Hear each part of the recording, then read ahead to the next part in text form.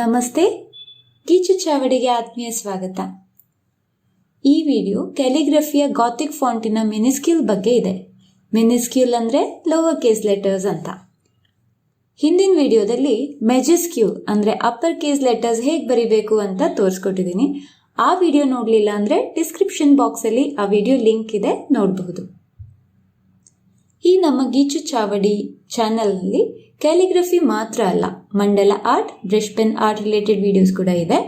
ಇನ್ನು ಮುಂದೆ ಇವುಗಳ ಜೊತೆಗೆ ಡ್ರಾಯಿಂಗಿಗೆ ಸಂಬಂಧಪಟ್ಟ ವಿಡಿಯೋಸ್ ಕೂಡ ಬರಲಿದೆ. ಎಸ್ಪೆಷಲಿ ಮಕ್ಕಳು ಮತ್ತು ಬಿಗಿನರ್ಸಿಗೆ ಡ್ರಾಯಿಂಗ್ ಕಲೀಲಿಕ್ಕೆ ಸಹಾಯ ಆಗುವಂತಹ ವಿಡಿಯೋಸ್. ಇವತ್ತು ನಾನು ಪಾರ್ಕರ್ ಕ್ಯಾಲಿಗ್ರಫಿ ಪೆನ್ನಲ್ಲಿ ಮಿನಿಸ್ಕ್ಯೂಲ್ ಅನ್ನು ಬರೀಲಿಕ್ಕಿದ್ದೇನೆ. ಈಗ ನಾವು ಬರೀಲಿಕ್ಕಿರುವಂತಹ ಗಾಥಿಕ್ ಫಾಂಟಲ್ಲಿ ಕರ್ವ್ಡ್ ಲೈನ್ಸ್ ಹಾಕಿ ಕೊಂಬು, ಬಾಲ ಇತ್ಯಾದಿಗಳೆಲ್ಲ ಸೇರಿಸಿ ಅಕ್ಷರಗಳನ್ನು ಡೆಕೋರೇಟಿವ್ ಆಗಿ ಬರೀಲಿಕ್ಕಾಗ್ತದೆ. ಆದರೆ ಪಾರ್ಕರ್ ಕ್ಯಾಲಿಗ್ರಫಿ ಪೆನ್ನಲ್ಲಿ ಈ ರೀತಿ ಸಪೂರದ ಕರ್ವ್ಡ್ ಲೈನ್ಸ್ ಹಾಕೋದು ಕಷ್ಟ.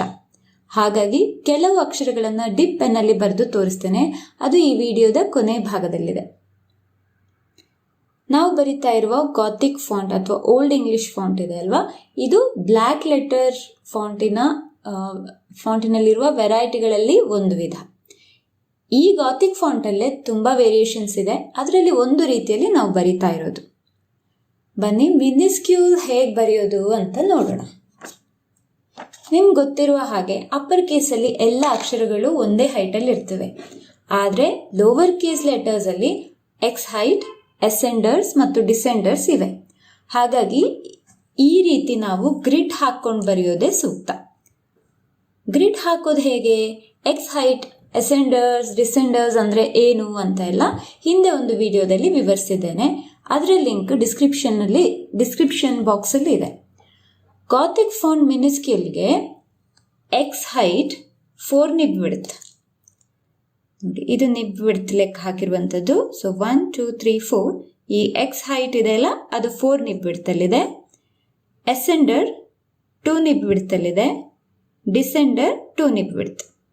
ಇನ್ನೊಂದ್ಸಲ ಹೇಳ್ತಿದ್ದೀನಿ, x height 4 nib width, ascender 2 nib width, descender 2 nib width. ಇವತ್ತು ಮಿನಿಸ್ಕ್ಯೂಲ್ ಬರೆಯುವಾಗ ಎ, ಎಚ್, ವೈ ಮತ್ತು ಝೆಡ್ ಅಕ್ಷರಗಳನ್ನು ಎರಡೆರಡು ರೀತಿಯಲ್ಲಿ ಬರೆದು ತೋರಿಸ್ತೀನಿ. ಅವುಗಳಲ್ಲಿ ನಿಮಗೆ ಯಾವ ರೀತಿಯದ್ದು ಇಷ್ಟ ಆಗ್ತದೋ, ಬರೀಲಿಕ್ಕೆ ಯಾವ್ದು ಸುಲಭ ಆಗ್ತದೆ ಅಂತ ಅನ್ಸುತ್ತೋ ಆ ರೀತಿಯಲ್ಲಿ ನೀವು ಬರಿಬಹುದು. ಪೆನ್ ನಿಬ್ಬನ್ನು 45 ಡಿಗ್ರಿ ಆ್ಯಂಗಲಲ್ಲಿ ಹಿಡ್ಕೊಂಡು ಬರಿಬೇಕು.